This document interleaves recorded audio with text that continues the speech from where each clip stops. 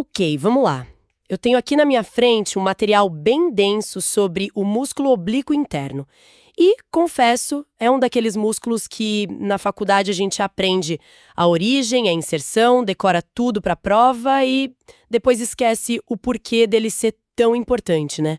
Nossa missão hoje é resgatar essa lógica. E essa é a parte mais legal, porque se a gente só decorar listas de nomes, a anatomia fica chata. Mas quando você começa a entender o design por trás, a coisa muda de figura. O oblíquo interno é um caso clássico de um herói subestimado. Exato. Então vamos investigar um mistério biomecânico. Como o nosso tronco consegue fazer um movimento tão complexo como uma rotação com força, pensa num arremesso, num golpe de tênis, e ao mesmo tempo proteger a coluna de se desintegrar sob essa mesma força? A resposta, ao que tudo indica, está escondida sob a primeira camada de músculos abdominais nesse nosso protagonista de hoje. É a grande questão. Movimento e estabilidade são forças que parecem opostas, né? Gerar um e manter o outro ao mesmo tempo é um desafio de engenharia. E a solução que o corpo encontrou é brilhante. Vamos desvendar como o oblíquo interno é a peça-chave nesse quebra-cabeça. Perfeito. Para começar a montar esse quebra-cabeça, a primeira coisa que o material destaca é onde ele fica. E a localização já dá uma pista fundamental. Ele é um músculo profundo, fica logo abaixo do oblíquo externo. Para a gente ver, teria que tirar essa primeira camada. Exatamente. E no momento em que você remove o oblíquo externo, a primeira coisa que salta aos olhos é a direção das fibras do interno. Elas correm no sentido completamente oposto. Se as fibras do oblíquo externo são famosas pela analogia de mãos nos bolsos, ou seja, apontando para baixo e para o centro, As do interno fazem o contrário. O material usa a imagem de um telhado de uma casa ou um leque aberto. As fibras irradiam de baixo para cima e para os lados, sabe? Se afastando da linha média. Então, visualmente, as fibras dos dois oblíquos formam um X gigante na lateral do nosso abdômen. e esse X não é um detalhe estético, é o segredo de tudo. Pensa em engenharia. Quando você quer reforçar uma estrutura e permitir que ela resista a forças de torção, você usa treliças cruzadas. É exatamente o que acontece aqui. Esse cruzamento de fibras permite que, quando você gira o tronco para um lado, um oblíquo puxe, enquanto o outro do mesmo lado estabilize e controle o movimento. E o par do outro lado do corpo age em oposição. É um sistema de cabos de aço cruzados, então. Um puxa para a direita enquanto o outro freia e dá suporte, e vice-versa. E essa tensão cruzada não serve só para o movimento, imagino. Essa estrutura em X deve ser uma compressão constante sobre o que está por baixo, certo? É uma ótima maneira de ver. Essa orientação não serve só para gerar. Ela cria um sistema de compressão perfeito, como uma rede que se aperta. Isso já nos dá uma pista sobre outra função vital dele, que vai muito além da rotação, a de sustentação e proteção. Certo, essa direção das fibras é a grande sacada inicial. Mas para esses cabos funcionarem, eles precisam estar muito bem ancorados. Onde o oblíquo interno se fixa para conseguir gerar essa tensão toda? O material detalha a origem dele. E a base de ancoragem dele é impressionantemente ampla e robusta, o que reforça essa ideia de estabilizador. Ele se origina em três áreas principais. Primeiro, nos 2/3 anteriores da crista ilíaca, que é aquela borda superior do osso do quadril. Ou seja, ele está firmemente preso à nossa bacia. O que faz todo sentido. Se ele vai estabilizar o tronco, ele precisa de uma base sólida, como a pelve. Exatamente. O segundo ponto de origem é o ligamento inguinal, na parte da frente. Mas o terceiro é talvez o mais interessante de todos, a fáscia toracolombar. O material a descreve como um tecido conjuntivo extremamente forte e importante que fica na parte posterior do tronco.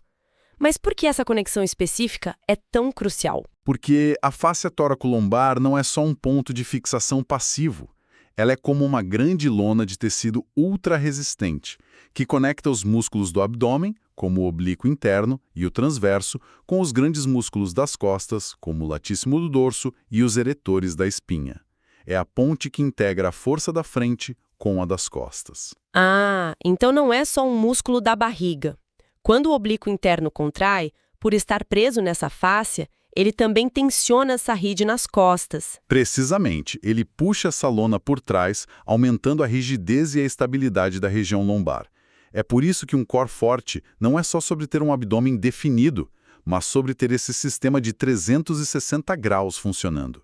O oblíquo interno é um elo fundamental que une a frente, os lados e as costas num cilindro funcional. Nossa, isso muda completamente a perspectiva. Ele é um integrador. E para onde todas essas fibras, que partem dessa base tão ampla, se direcionam? Onde elas se inserem para puxar as estruturas? Elas sobem nesse formato de leque que a gente mencionou e se inserem em 2 locais principais. As fibras mais laterais e posteriores se fixam nas bordas inferiores das últimas 3 ou 4 costelas, da 10ª à 12ª. O que o coloca numa posição ideal para controlar a caixa torácica. Talvez até influenciar na respiração, puxando as costelas para baixo numa expiração forçada. Exato, ele é um músculo expiratório acessório importante, ajuda a espremer o ar para fora. Já a outra parte do músculo, as fibras mais da frente, se transformam numa aponeurose. Que o material explica bem, é como um tendão, só que em formato de lâmina, mais largo e achatado. Isso. E essa aponeurose se funde com a dos outros músculos abdominais para formar a bainha do reto abdominal e, finalmente, a linha alba, aquela linha vertical bem no centro do abdômen. Então, resumindo o mapa, ele se ancora na pelve e nas costas e sobe para abraçar as costelas e puxar a linha central do corpo. Certo. Então temos a imagem dele na cabeça. Um leque gigante e forte, ancorado na bacia e nas costas, que sobe para abraçar as costelas e o centro. A pergunta que fica é: quem puxa as cordas desse leque? E, mais importante, para quê? Como ele é ativado? O comando elétrico, a inervação, vem dos nervos tóraco-abdominais, que saem da medula espinhal entre os níveis T6 e T12. E aqui tem um detalhe que reforça a ideia de sistema integrado. São os mesmos nervos que comandam o oblíquo externo e o reto abdominal. Faz todo sentido. Se eles precisam trabalhar em perfeita sincronia para gerar ou flexionar o tronco, é muito mais eficiente que recebam os sinais do mesmo conjunto de fios, né? O cérebro não pensa, contraia o oblíquo interno esquerdo e o externo direito. Ele simplesmente manda o comando, gire o tronco, e o sistema nervoso periférico já tem essa coreografia programada. É a definição de um sistema neuromuscular. A inervação compartilhada é a base dessa coordenação fina. E isso nos leva à função, que é onde a história fica realmente interessante. Se a gente pensar só em movimento, estamos perdendo a maior e talvez a mais importante parte do que ele faz. Que é o papel de estabilização que a gente já começou a desenhar. Sim. Além de flexionar o tronco para frente e girá-lo, como já falamos, o oblíquo interno é o principal ator no que a gente chama de compressão abdominal.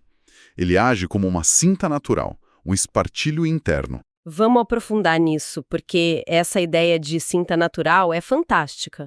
Como isso funciona na prática? Pensa no momento exato em que você se prepara para levantar uma caixa pesada do chão. Antes mesmo de seus braços ou pernas se moverem, seu cérebro envia um sinal antecipatório para o oblíquo interno, para o transverso do abdômen e outros músculos do core se contraírem. Eles se tensionam, diminuindo o diâmetro da sua cintura e aumentando a pressão dentro do abdômen. Ele pressuriza a cavidade abdominal como se a gente estivesse inflando um balão dentro da barriga. Exatamente. E essa pressão transforma seu tronco, que é uma estrutura inerentemente flexível, em um cilindro rígido e pressurizado. Essa cinta interna, essa pressão, é o que impede sua coluna de se dobrar como um canudo sobre o peso da caixa. Ela cria uma viga de suporte na frente da coluna, aliviando a carga sobre os discos intervertebrais. Sem essa contração prévia, uma hérnia de disco seria um risco constante em atividades do dia a dia. Não é só para levantar peso, então. É para tossir, espirrar, qualquer coisa que exija um aumento súbito de pressão. Qualquer esforço.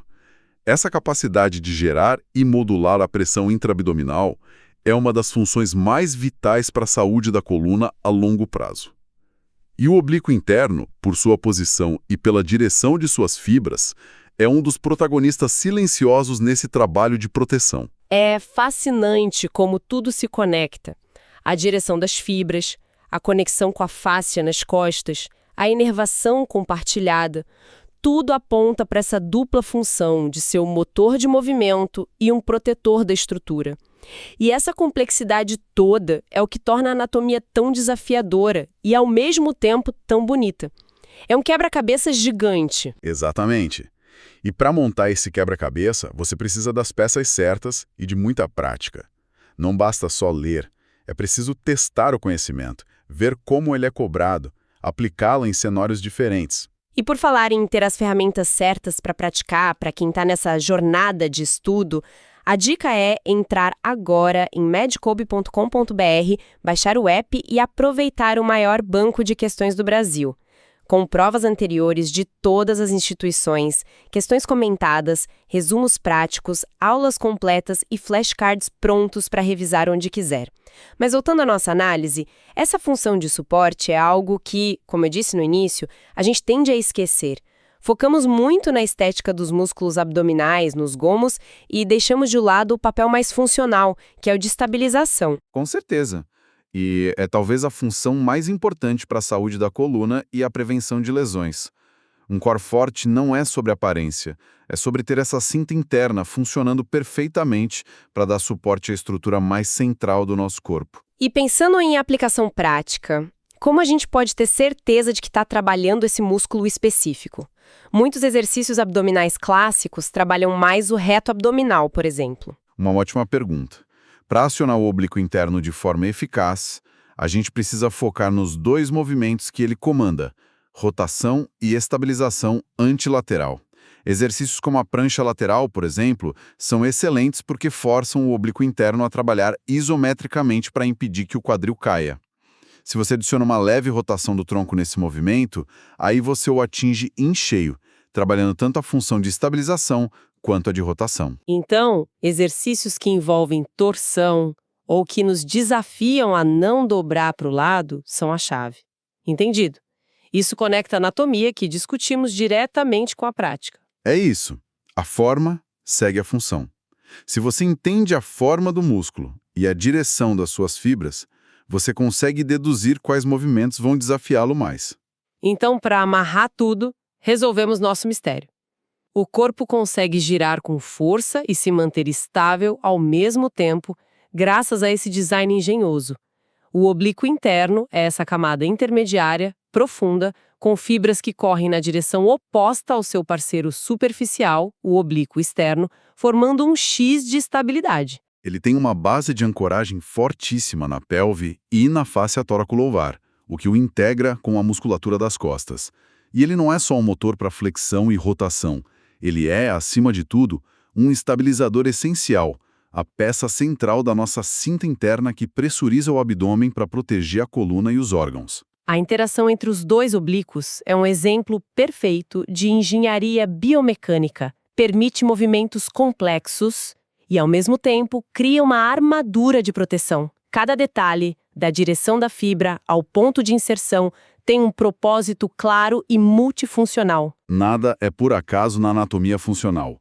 A forma do oblíquo interno é perfeitamente desenhada para as múltiplas tarefas que ele precisa desempenhar, de um simples giro do tronco até o suporte necessário para levantar um objeto pesado. Para finalizar, o material mencionou de passagem a conexão do músculo oblíquo interno com o ligamento inguinal.